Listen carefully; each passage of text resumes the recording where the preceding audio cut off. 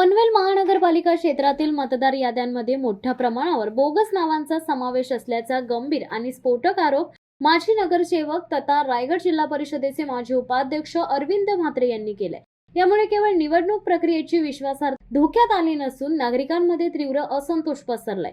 म्हात्रे यांनी तातडीने या बोगस नावांची चौकशी करून ती यादीतून वगळण्याची मागणी केली आहे आणि कारवाई न झाल्यास थेट न्यायालयात जाण्याचा इशारा दिलाय। प्रभाग क्रमांक 2 मध्ये धक्कादायक प्रकार उघड माजी नगरसेवक अरविंद म्हात्रे यांनी विशेषतः महानगरपालिका प्रभाग क्रमांक 2 मध्ये झालेल्या घोळाकडे लक्ष वेधले। त्यांच्या म्हणण्यानुसार या प्रभागात जवळजवळ 2000 बोगस मतदान निदर्शनास आलेत।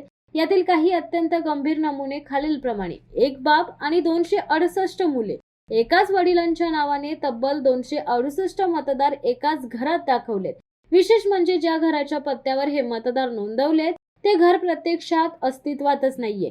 बाहेरील मतदारांची नोंद, कल्याण पूर्वेकडील मतदारांची नोंद सुद्धा प्रभाग क्रमांक 2 मध्ये करण्यात आली आहे। म्हात्रे यांनी या बोगस मतदारांची सविस्तर माहिती पनवेल महानगरपालिकेच्या आयुक्तांना दिली असता आयुक्तांनी थेट हात वर केले। आम्ही मतदान कमी करू शकत नाही, त्यामुळे तुम्ही निवडणूक अधिकाऱ्यांकडे कळवा, असे उत्तर आयुक्तांनी दिल्याचं म्हात्रे यांनी सांगितलंय।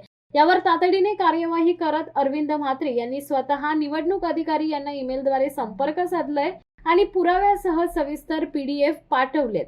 निवडणूक प्रक्रियेत पारदर्शकता आणायची असेल तर या बोगस नावांची तात्काळ शहानिशा करून ती वळवणे आवश्यक आहे, असे मत म्हात्रे यांनी स्पष्ट केले। अरविंद म्हात्रे यांचा स्पष्ट इशारा, जर निवडणूक अधिकाऱ्यांनी मतदार यादीमध्ये तातडीने बदल केला नाही आणि ही बोगस नावे वगळली नाही तर मी स्वतः न्यायालयात या विषयावरती दाद मागणार आहे। पनवेल महानगरपालिकेची निवडणूक पारदर्शकपणे पार पाडण्यासाठी निवडणूक अधिकाऱ्यांनी या अत्यंत गंभीर तक्रारीकडे तातडीने लक्ष देऊन कठोर कार्यवाही करणे गरजेचे आहे, अन्यथा हा वाद येणाऱ्या काळात आणखी चिघळण्याची शक्यता आहे। निवडणूक अधिकारी या तक्रारीची गंभीर दखल घेऊन तात्काळ चौकशी समिती नेमतात का? प्रभाग क्रमांक 2 सह इतर प्रभागातील याद्यांची पुन्हा तपासणी होणार का? अरविंद म्हात्रे खरोखरच न्यायालयात धाव घेतात का?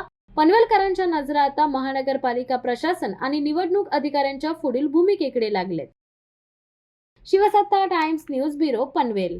दे धडक बेधडक वृत्त देणाऱ्या आपल्या शिवसत्ता टाइम्स न्यूज चॅनलला लाल बटन दाबून सबस्क्राईब करा आणि बेल आयकॉनला क्लिक करायला विसरू नका।